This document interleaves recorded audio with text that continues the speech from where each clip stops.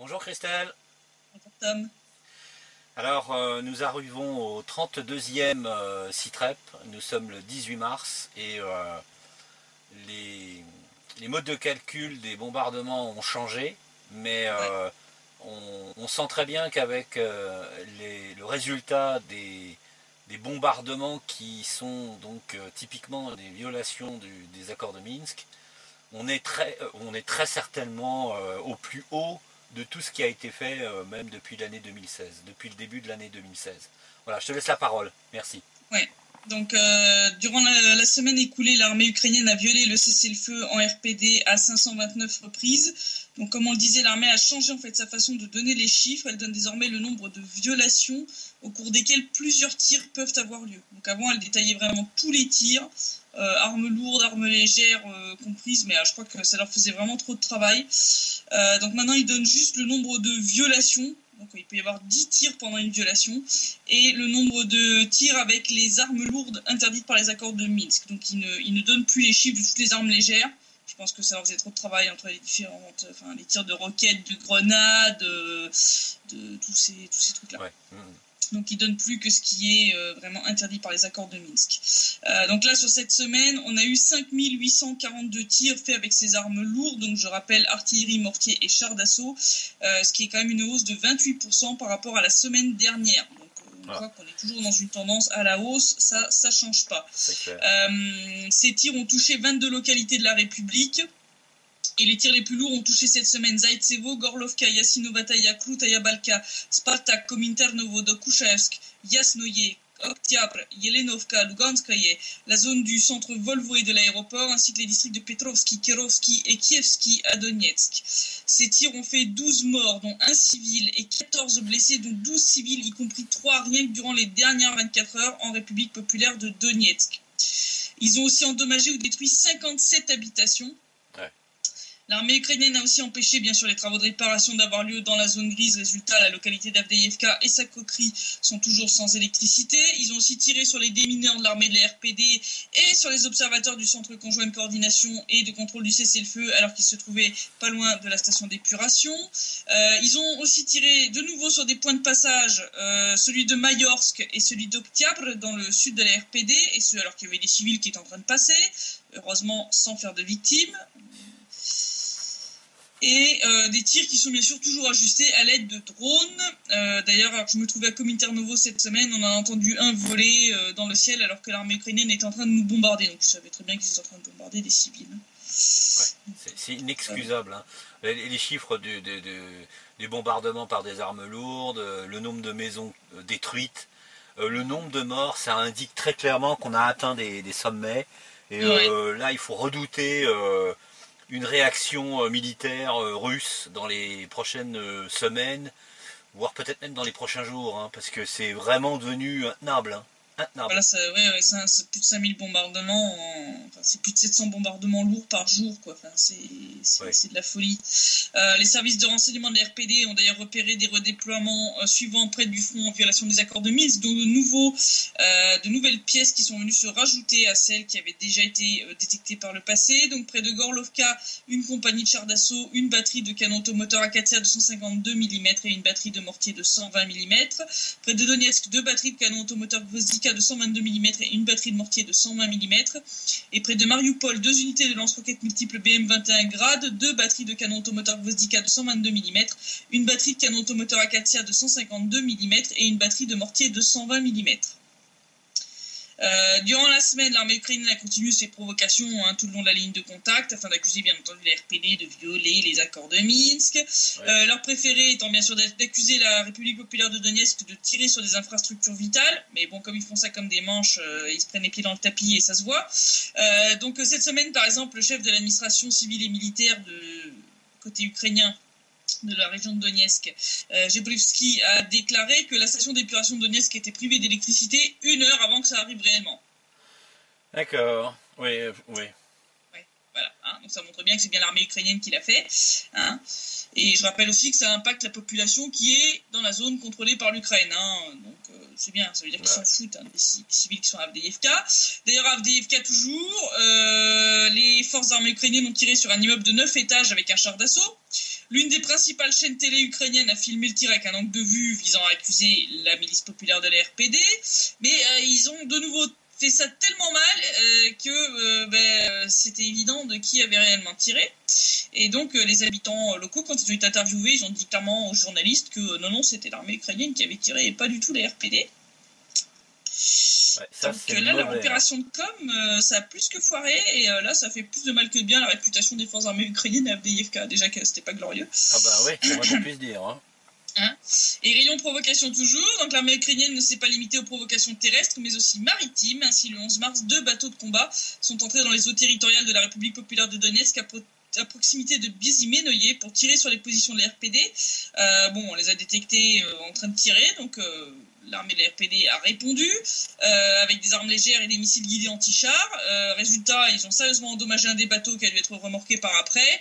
Et ça a fait 2 morts et 3 blessés parmi les soldats ukrainiens. Voilà. Puis bon, ce genre de bateau... Opération suicide, hein, oui, puis ça coûte une fortune un bateau. Ça coûte une fortune. Voilà, donc voilà, opération suicide.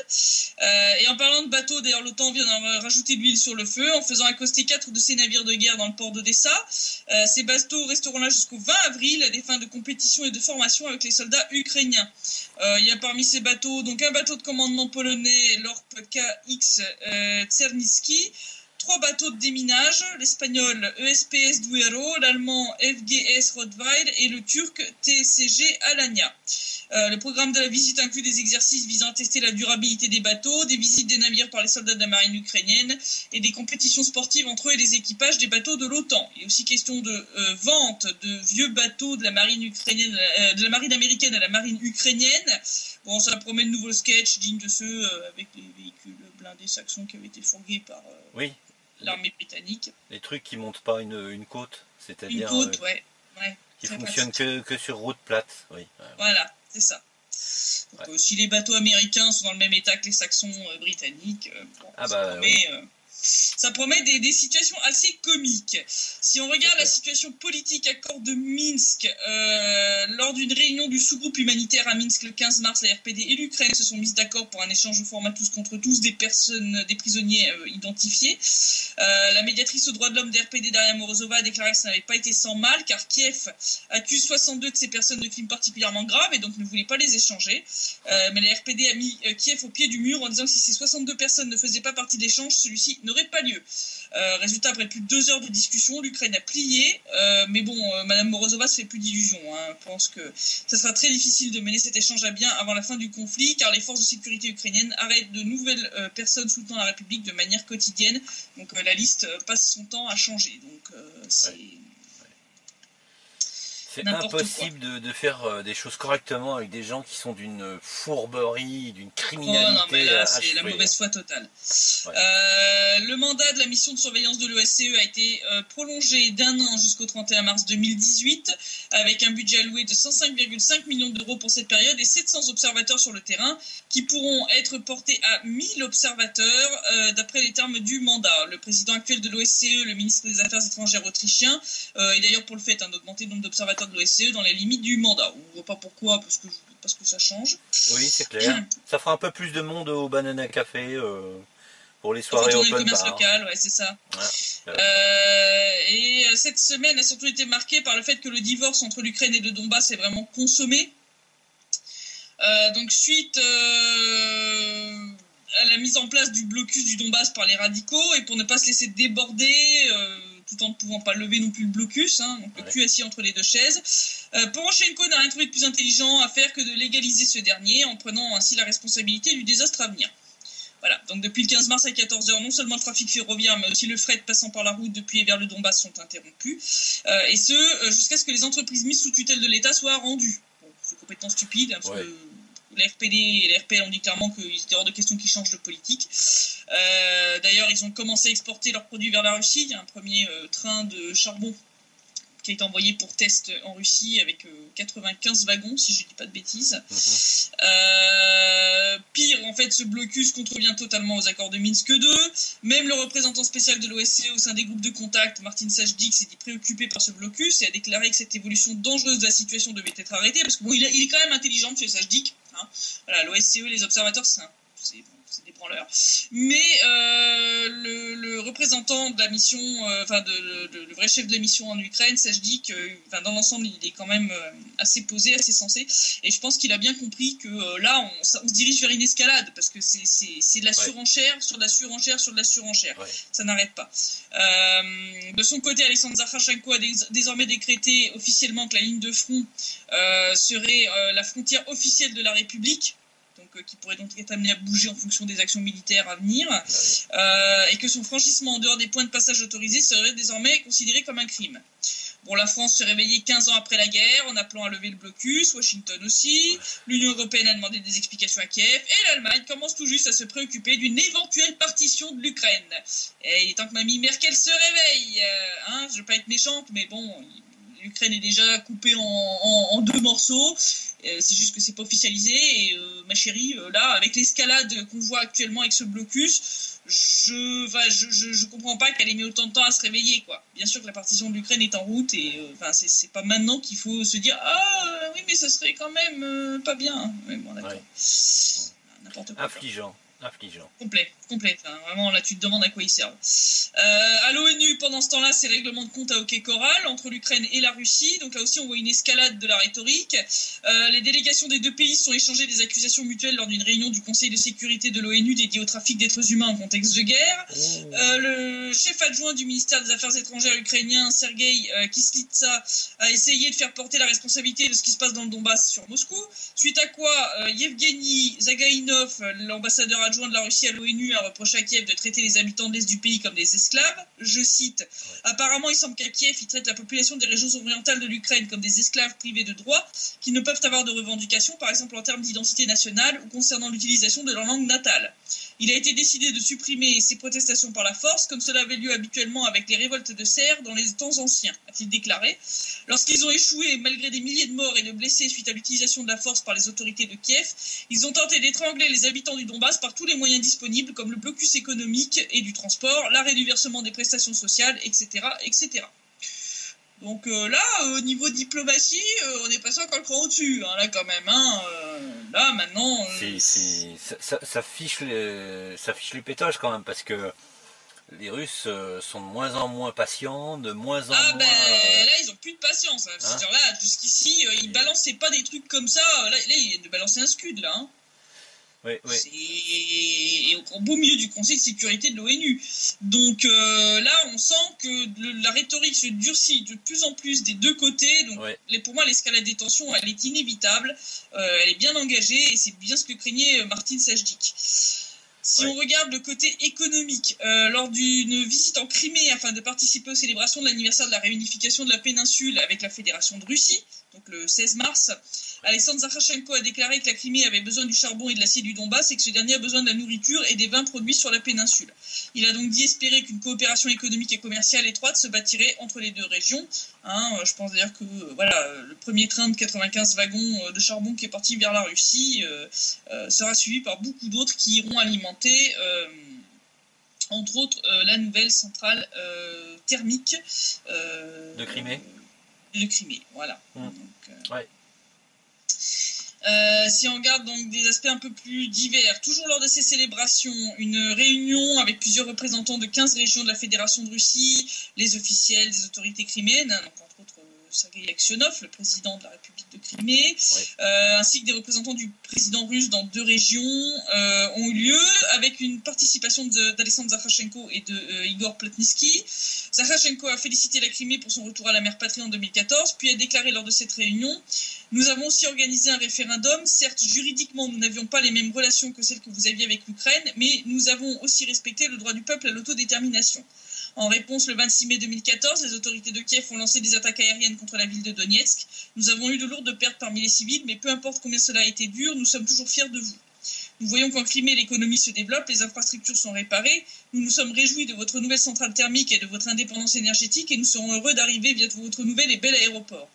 Je suis persuadé que la coopération entre la Crimée et les RPD ne pourra que s'étendre, car un certain nombre de projets mutuellement bénéfiques ont déjà été lancés. Quelles que soient les sanctions imposées, quelle que soit la pression exercée par l'Occident, que la Crimée soit ou non reconnue comme faisant partie de la Russie, nous sommes Russes. Aucun pays dans le monde n'a le droit de dicter quand et comment nous retournerons au sein de notre patrie. Ce n'est pas leur affaire. Vous avez été les premiers à montrer à la communauté internationale que nous étions invincibles, nous vous avons suivis. Je suis sûr que le Donbass fera bientôt partie de la Russie et nous irons voir nos frères en Crimée par la voie terrestre. Oui, voilà. Ça veut dire que Zakharchenko envisage clairement de récupérer toute la partie du territoire de la République de Donetsk qui est encore occupée par l'armée ukrainienne. Et même plus, puisque pour rejoindre ça s'appelle la Novorossia. L'isthme, c'est récupérer une bonne partie à minima de la Novorossia, c'est-à-dire entre autres la région de Kherson, la région de Nikolaïev, etc., pour rejoindre par la partie terrestre. Donc, et il annonce clairement une certitude d'intégration prochaine de la RPD au sein de la Russie. Ouais. Donc je sais que Zakharchenko n'est pas le genre à faire des déclarations comme ça dans le vide. Donc s'il le dit, c'est qu'il a des infos que nous on n'a pas, mais qu'on a l'air de confirmer ce que j'ai déjà analysé et prédit dans plusieurs articles, à savoir qu'effectivement il y a quelque chose dans les cartons et qu'on va vers une intégration des deux républiques populaires, voire plus, effectivement, peut-être de la Novorossia au sein de la Fédération de Russie. Et très certainement une intervention à visée humanitaire réclamée par Yanukovych de l'armée russe en tant que force de maintien de la paix. Oui, parce que c'est très clair que si jamais les deux républiques sont intégrées dans la Fédération de Russie, ça veut dire que tous les bombardements qui s'exercent aujourd'hui contre les civils seront considérés comme des agressions militaires contre la Russie. Comme des actes de guerre. Donc de toute façon, ça impliquera une intervention militaire des Russes dans ce cas-là. Donc il vaut mieux qu'à la limite, elle intervienne avant pour calmer... Enfin, c'est effrayant, quoi, parce que les conséquences sont considérables. Les conséquences seront terribles, mais je pense que si on va vers ça, c'est que la Russie estime qu'elle n'a pas le choix. Oui. C'est ça qui est le plus dangereux, justement. C'est ça qui est le plus dangereux. D'ailleurs, Sergueï Aksionov, donc le président de la République de Crimée, a exprimé sa confiance dans le fait que la Crimée pourrait bientôt féliciter le peuple du Donbass pour sa victoire. L'hystérie russophobe sera bientôt remplacée par une politique pragmatique. Vous, nos frères, devrez tenir encore un peu. Aujourd'hui, vous êtes en première ligne du combat, vous êtes le front principal, mais je crois que la vérité triomphera. Nous vous souhaitons de tout cœur d'avoir la paix. Donc ça, c'est déclaration de Sergueï Aksionov. Donc pour que ces deux chefs d'État fassent des déclarations comme celle-là, avec tout ce qu'on a dit dans les citrets précédents, c'est qu'il y a quelque chose en cours. On voit le durcissement de la rhétorique russe, y compris à l'ONU. Donc là, je pense que la Russie est en train de passer à l'offensive, déjà diplomatique, avant de passer potentiellement à une action militaire. Elle ne grille pas les étapes, elle fait les choses dans l'ordre, mais on voit très bien où est la cible. On voit très bien où est sa cible. Et ça veut dire que à chaque fois, depuis une dizaine de Citrep, on avertit qu'on va peut-être faire une édition spéciale, mais je crois que c'est imminent. Voilà. Je le dis souvent que c'est imminent, mais là... c'est vrai qu'on a à chaque fois du mal à se dire que ça peut encore être pire, mais malheureusement, les Ukrainiens montrent que ça peut encore toujours être pire. D'ailleurs, on va dire, suite à tout ça, suite au décret de Vladimir Poutine qui reconnaît les passeports de la RPD et de la RPL, les citoyens de la RPD se ruent désormais pour demander le passeport de la République. Plus d'1 200 000 personnes ont demandé à recevoir le passeport et 54 000 l'ont déjà reçu à l'heure d'aujourd'hui, donc 15 000 depuis le début de l'année. D'accord. En Ukraine, là c'est une autre histoire, puisque suite au durcissement du blocus contre le Donbass, l'Ukraine a dû prolonger d'1 mois l'état d'urgence énergétique du pays. Alors ce dernier achète désormais le charbon du Donbass en fait à la Russie, mais au double du prix où elle le payait avant. Oui, en sachant qu'ils sont en train de faire un blocus sur tout ce qui arrive de Russie. Ils vont, à partir du 2 avril, il y a des menaces de blocus de la part des radicaux, donc cette source-là pourrait se tarir aussi, donc je te laisse imaginer les prochaines factures d'électricité des ménages ukrainiens. Voilà, alors que les factures viennent déjà d'augmenter. Donc là, l'Ukraine risque le blackout, de nouveau Tchernobyl, si elle tire trop sur ses centrales nucléaires antédiluviennes et mal entretenues. Enfin, remarque, après, les Ukrainiens, ils brilleront dans le noir, ils n'auront plus besoin d'allumer les lampes. C'est ça. Là, c'est dangereux, hein, je veux dire, on a vu ce que ça a donné Tchernobyl. Alors, tu imagines, il y a encore 15 réacteurs encore en Ukraine. Enfin, tu imagines, je pense si spécialement, un ou plusieurs d'entre eux pètent. Je pense que c'est spécialement à cette centrale qui avait déjà donné des signes inquiétants d'incidents nucléaires. Celle de Zaporozhye, voilà, qui a déjà eu plusieurs problèmes, qui avait eu d'ailleurs des problèmes avec les combustibles américains, des Westinghouse qui ne sont pas adaptés. Donc, ça a de quoi faire flipper, hein, parce que si ça pète, on a bien vu Tchernobyl jusqu'où est allé le nuage quand même, hein, il s'est pas arrêté aux frontières, contrairement aux conneries que nous racontaient les experts à la télé. Hein. Tchernobyl, c'est 4 réacteurs, celle de Zaporozhye, c'est 6. Oui. Voilà, ça donne une idée déjà d'un potentiel catastrophique. Voilà. C'est sympa.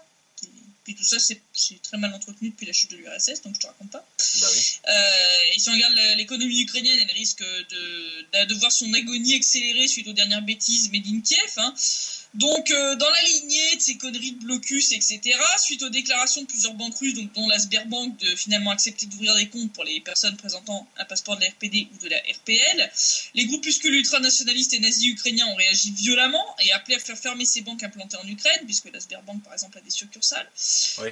Ces groupes, donc principalement Azov et Secteur Droit, ont alors attaqué plusieurs banques, endommagé plusieurs distributeurs de billets, allant jusqu'à murer l'entrée d'une agence de la Sberbank à Kiev avant d'en barrer l'accès avec du fil barbelé, des bûches enflammées, enfin la totale. Ils ont aussi visé la banque Alpha Bank, la banque russe Alpha Bank, qui a vu une de ses succursales à Kiev être caillassée par des radicaux qui manifestaient sur la place du Maïdan pour soutenir le blocus du Donbass, donc comme quoi ça va ensemble. Bien sûr, la police ukrainienne n'a arrêté personne, hein, donc les mecs ils peuvent à moitié cramer une banque, tout va bien. Non, on voit dans quel état de déconfiture se trouve l'Ukraine, voilà, c'est tout. Hein. Il n'y a plus de justice, il n'y a plus de loi, il n'y a plus rien. Ne pouvant rien faire contre ces groupes nazis qui détiennent le réel pouvoir en Ukraine actuellement, les autorités ukrainiennes ont décidé donc là aussi de suivre le mouvement, comme avec le blocus du Donbass, et donc d'imposer des sanctions aux banques d'État russes implantées en Ukraine. Donc la Banque centrale ukrainienne a travaillé avec le SBU pour déterminer quel type de sanctions elle veut appliquer, et les propositions qui ont été publiées, c'est d'interdire à ces banques les virements vers l'étranger. Tu les asphyxies totalement. Dans le passé, déjà, la filiale ukrainienne de Sberbank avait déjà dû baisser le plafond de retrait de ses clients suite à des pressions venant des autorités de Kiev. Bon, bien entendu, ce genre de conneries, ça va déclencher un bank run, hein, c'est-à-dire les gens vont retirer leur argent pour aller le mettre ailleurs, provoquant la faillite de ces filiales ukrainiennes. Mais bon, ce que tous ces génies... Hein, oui, là, c'est affligeant. Compris, c'est que ces banques sont quand même un vecteur d'investissement. Ces banques sont toutes aussi reliées entre elles par des créances ou des partages de capital. Oui. Hein, je veux dire, il y a souvent des banques qui ont des actions d'une autre banque. Oui. Hein, la Sberbank est quand même la 7e banque d'Ukraine avec plus de 805 millions de dollars de dépôts et elle emploie 2000 personnes. Ouais. Ah oui, mais ils vont jusqu'au bout, hein, les mecs. Ils n'ont pas un cerveau, on appelle ça une éponge. Non, hein. C'est une éponge, ouais. Elle doit être imbibée à la vodka frelatée parce que... C'est ça. Je veux dire, Dimitri Peskov, donc le secrétaire de presse de Vladimir Poutine, a déclaré que le Kremlin, bien sûr, suivait très près ce qui se passe. Hein. Ils sont quand même assez préoccupés par tout ça, parce que c'est quand même très très grave. Il a rappelé que ce genre d'action ne serait pas sans conséquence pour l'économie ukrainienne. Je cite, « Nous considérons bien sûr que cette situation avec les banques russes détruit totalement le climat d'investissement en Ukraine. Cela montre au monde entier qu'il est maintenant très dangereux et peu économiquement opportun de travailler sur le territoire ukrainien. » Ouais, c'est moins qu'on puisse dire. J'aurais pas pu dire mieux. Je veux dire, pour résumer, ce genre de conneries, donc ça va non seulement plomber l'économie ukrainienne en décourageant quiconque de venir investir dans le pays, parce que tu te dis que si tu dis ou que tu fais un mot de travers, tu vas te faire bloquer tes fonds. T'as pas envie d'investir, hein. Ouais, c'est clair. T'as pas envie d'investir là-dedans. Et en plus, la chute brutale de la Sberbank et d'autres banques russes pourrait précipiter la chute de tout le système bancaire ukrainien par effet domino, parce qu'elles sont toutes reliées. C'est pas une petite banque qui ferait faillite, c'est la 7e banque du pays. Et je pense même que ce sera pas réduit uniquement à l'Ukraine. Il se peut bien que les établissements bancaires ailleurs qui ramassent pour ramasser les morceaux. Voilà, donc ouais. là, c'est vraiment n'importe quoi. Et les manifestations continuent à Kiev, les manifestations pro-blocus, mais aussi celles des mères des soldats ukrainiens morts dans le Donbass qui demandent la démission de Poroshenko. Ouais. Plusieurs activistes du mouvement Mères pour la mise en accusation de Poroshenko se sont enchaînés mercredi aux portes de l'administration du chef de l'État. Donc elles se sont menottées aux grilles. Elles ont insisté sur la nécessité de mettre fin à la guerre dans l'est de l'Ukraine et déployer des bannières où il était écrit entre autres « Petro a tué nos enfants ». Oui, ce qui prouve bien qu'il y a quand même des gens qui comprennent ce qui se passe dans le Donbass. Oui, Que... ils sont pas tous demeurés, Voilà. Ils sont pas tous demeurés, heureusement, mais ils sont très peu. J'ai vu les photos, elles n'étaient pas beaucoup. La chef du mouvement, Natalia Dawn, a déclaré lors de la manifestation que les autorités ukrainiennes et le SBU considéraient ces manifestantes comme la main de Moscou. Oui. Bon, enfin, je pense qu'une mère qui a perdu son enfant sur un théâtre d'opération a plus de crédibilité qu'un homme politique et ces sbires qui ont déjà entubé pas mal la population. Hein. Oui, puis dépouillé aussi. Et pendant ce temps-là, à Kiev, alors, il nous est de nouveau offert par Andrei Paroubi, donc le président nazi de la Rada ukrainienne, je rappelle, le fondateur de Rada, qui nous a gratifié d'une énième réécriture de l'histoire ukrainienne à la sauce des tarés de Kiev.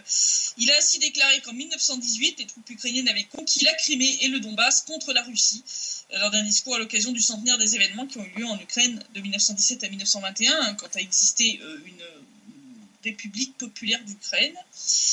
Et donc il a dit, je cite, en avril 1918, l'armée ukrainienne sous le commandement du colonel Petro Bolbochan avait déjà conquis la Crimée et le Donbass contre les envahisseurs russes.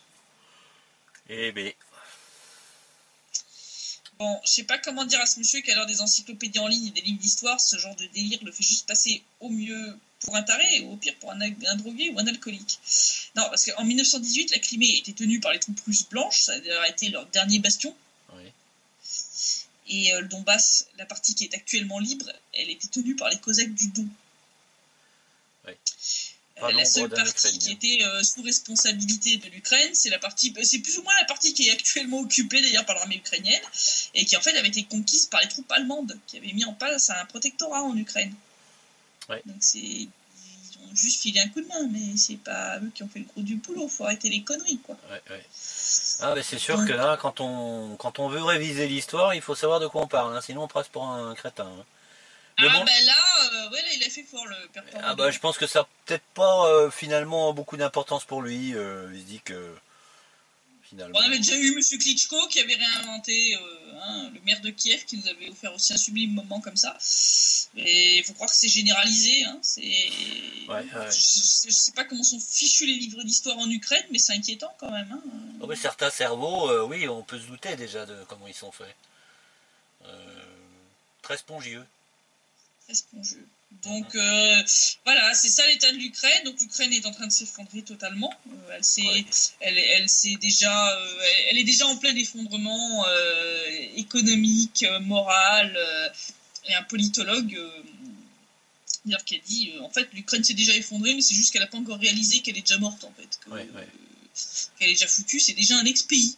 Voilà. Donc, mais le problème, c'est que tant que les autorités n'auront pas tenu compte de ces événements, de ces évidences-là, ils vont s'enfoncer encore plus, alors qu'ils pourraient se dire, bon bah ok, dont acte, on est planté, le problème, c'est que l'Union européenne, le FMI, les USA continuent de soutenir financièrement et militairement ce Capharnaüm, lui permettant de continuer à exister, alors que c'est ridicule. Ce qui aggrave d'injecter des milliards, ça aggrave la situation parce qu'il n'y a aucune des réformes de fond qui est faite.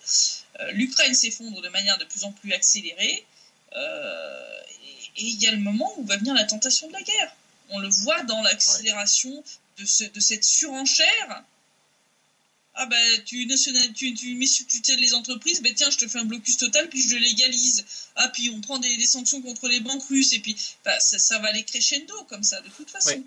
Mais c'est comme ça qu'on déclenche une guerre. Je le rappelle, c'est avec des conneries comme ça qu'on déclenche une guerre. On est déjà loin quand même, on est déjà rendu loin dans les provocations. Parce que 6 ans sont à tirer dans un immeuble pour faire passer ça pour un bombardement venu des forces armées des républiques. RPD, mais là c'est parce que ça se sait, ça, je veux dire, les gens parlent du bouche à oreille, ils ont des parents, ils vont dire mais non, ils ont voulu faire croire que c'est la RPD Ah bah qui a tiré, c'est eux là, qui l'ont fait. franchement, la vidéo qui circule avec les gens qui seront interviewés par les journalistes de cette chaîne TV ukrainienne, qui essaient de dire oui, mais non, c'est séparatiste qui ont tiré. Mais non, pas du tout, c'est l'armée ukrainienne, mais qu'est-ce que vous racontez? Enfin, ils lui rentrent dedans, quoi. Là, ils n'y arrivent pas. Ouais. Là, la machine de propagande, elle est en train de se gripper, mais méchamment. Hein. Bon, je sais bien que plus que c'est gros, plus ça passe, mais il y a un moment où ça passe plus, hein, même avec la vaseline. Hein. Non mais oui. Là, Oui. Non mais tirer sur un immeuble en sachant qu'il y a des gens qui y vivent, c'est gravissime quoi. Faut vraiment être ignoble pour faire un truc pareil. C'est ça l'armée ukrainienne, c'est ça. C'est ce qu'on dit depuis des années et qu'on nous dit que c'est de la propagande du Kremlin. La preuve que non. Hein. La preuve que non. Donc oui, l'escalade continue et il y a un moment où ça va déraper. La question c'est quand. Ça, j'ai pas la réponse. Mais ça va finir de toute façon par déraper. Ça c'est certain. On est en bonne route pour. La question à 1 milliard de roubles, c'est est-ce que comme dans le cas de la Géorgie, ça va se limiter à un conflit entre la Russie et l'Ukraine et l'OTAN va pas tenter de s'y mouiller. J'ai peur que malheureusement, elle n'attend que ça, l'OTAN. Pas, voilà. Bon, dans le cas de la Géorgie aussi, hein, mais finalement ils sont pas intervenus. Pourquoi? Parce que justement la Russie avait blindé le côté légal, avait donné suffisamment d'avertissements pour que elle puisse dire par après, parce qu'il faut pas se leurrer, il y a des discussions, on va dire en arrière-plan auxquelles nous on n'a pas accès, et qui sont les discussions où réellement tout se joue. Et ces discussions-là, c'est clair que tout ce que la Russie a accumulé comme preuve contre Kiev, etc., ça va servir. Ça va servir. Je suis pas certain que l'OTAN soit impressionné. Je sais pas si ça va suffire ou pas. La seule chose qu'on peut espérer, c'est que comme dans le cas de la Géorgie, cela suffira à empêcher l'OTAN d'intervenir. Mais de toute façon, on ira vers une conflagration entre l'OTAN et la Russie à plus ou moins long terme, parce que les États-Unis ont besoin d'une guerre. Malheureusement. Donc là, je sais pas trop comment ça va, à quelle vitesse ça va évoluer, mais je pense que ça va devenir de plus en plus rapide. On va vers une spirale d'accélération de plus en plus brutale. L'Ukraine plonge complètement vers le fond et elle se désagrège totalement. Il n'y a plus de loi, il n'y a plus de justice. Les autorités n'ont plus pris sur rien. En réalité, ce sont les radicaux ukrainiens qui ne sont pas la majorité de la population ukrainienne, mais c'est eux qui désormais détiennent le pouvoir et qui peuvent dicter sa politique à Kiev. Et ça, c'est très grave, parce que ces groupuscules sont des groupes nazis. Ce sont des groupes nazis, ce sont des gens avec le bras droit tendu devant des drapeaux avec la svastika, des portraits d'Hitler et des choses comme ça. Et l'Union européenne s'est totalement compromise en soutenant mordicus ces gens-là. Voilà. Donc la suite au prochain SITREP. Et on va voir comment les choses évoluent, mais ça peut encore effectivement durer quelques semaines, comme ça peut déraper du jour au lendemain. Il suffit de peu. Je pense que là, c'est vraiment une connerie. Ça peut être une provocation de leur côté qui dérape totalement, qui part hors contrôle. On a vu un paquet de guerres se déclencher pour des conneries comme ça. Donc voilà. Mais pour l'instant, pas très optimiste, quoi. Oui, je le suis pas non plus, donc effectivement, voilà, il faut attendre, parce qu'il n'y a que ça à faire, c'est attendre, et en espérant que peut-être un miracle se produise et que les choses se passent bien, mais dans ce domaine-là, les miracles, à mon avis, sont assez minces. Hein. Ouais, c'est ça. Voilà. Donc donc je te dis, je l'espère à la semaine prochaine. Oui, samedi. Voilà. Que samedi prochain. Merci. Donc, je te souhaite une bonne soirée et puis au prochain épisode. Au prochain épisode. Merci Christelle. Merci pour ce rapport du terrain. À bientôt. À samedi prochain. À bientôt. Au revoir. Ciao.